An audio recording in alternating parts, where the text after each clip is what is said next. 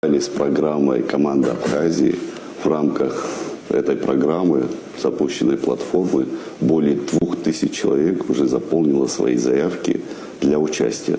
Для меня очень важно осуществить работу совершенно при новых условиях и подходах.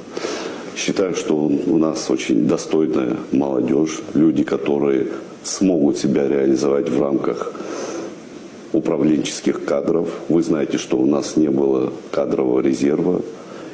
Основной упор я буду осуществлять в рамках работы этой платформы. Вы знаете, что такая платформа, кстати говоря, существует в Российской Федерации, благодаря которой многие губернаторы, депутаты Государственной Думы, заместители министров, федеральные министры прошли в рамках такого же отбора. И в этой связи считаю, что такой подход у нас назрел.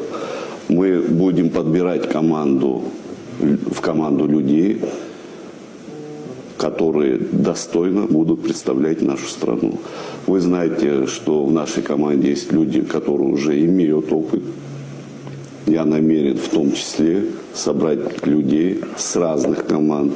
Адгур Амирович, с вашей команды, с команды Роберта Аршба, Олега Барцец, с командой Хуркмал Адгура я не знаком, но уверен, что у нас есть потенциал собрать команду профессионалов, которые могли бы сделать очень много полезных вещей в рамках нашего государства.